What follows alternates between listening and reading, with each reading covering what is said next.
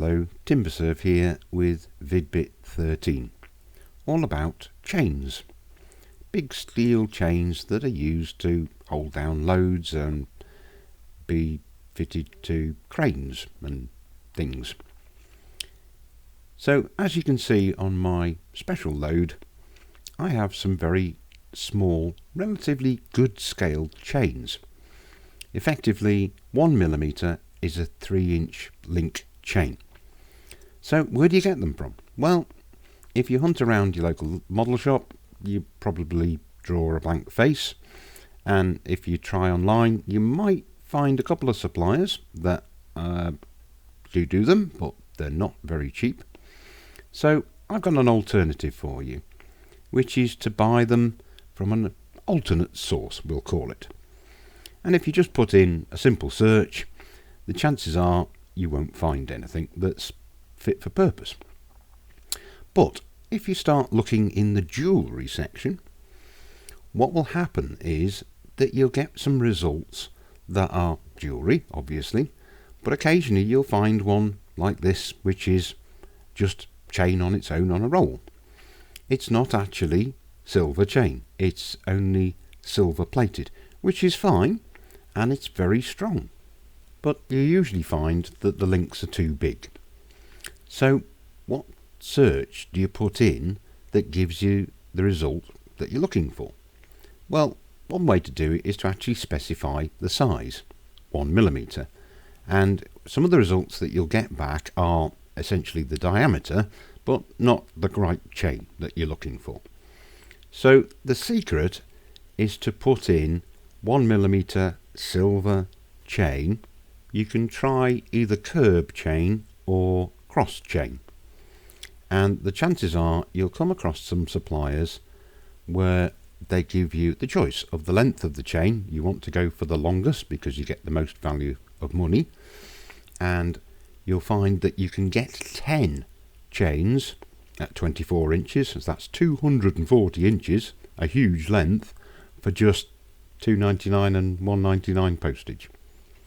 If you change it to 2mm, you'll probably find these plated iron chains that come in a selection of colours and on a very long reel, or you can just buy 2 meters, obviously. Again, for a very reasonable price, and they would do for bigger chains like anchor chains or something, I don't know, a little pile, say, at the side of something, or in a shipyard.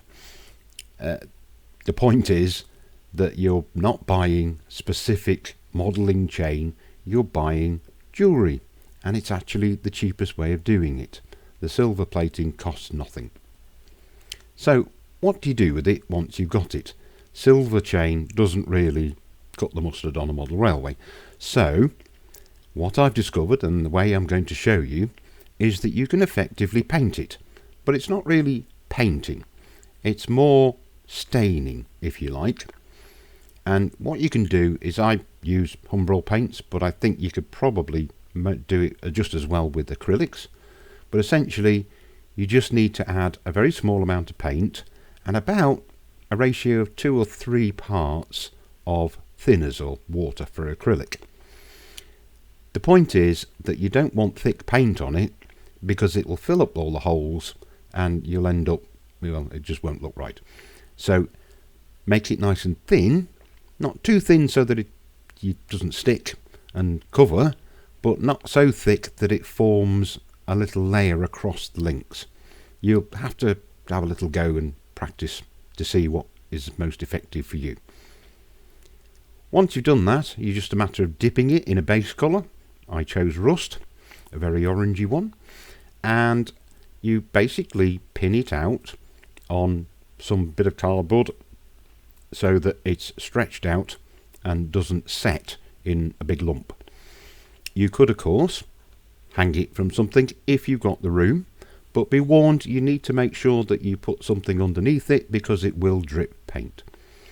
So once the paint is dry and it's got the base colour in, if you've got a lot of silver showing through, you can possibly give it a second dipping to increase the colour of the rust.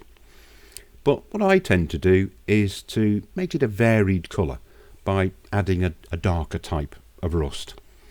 And in actual fact, I found to make it completely varied along the length of the chain, the best thing to do is to pin it to something and then kind of paint it, basically. Just thin down a bit of paint in a small pot and just dab it in various places so that some areas are more rusty than the other.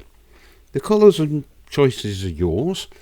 It depends what you're going to put it to use in terms of where it's going to be on the layout, but essentially I just make it en masse and I can pick the right colour out that I want when I need it, as I've got so much of the stuff. But eventually this will, as well as my special loads, end up as hold down chains for lots of other loads on my wagons. So there you have it, a cheap source of really effectively correctly scaled chain that is very strong, easy to work with, and not a place you'd have thought of going to. So have fun, search on that famous auction site and make yourself some chain. I'll catch you in the next one, so it's ciao for now.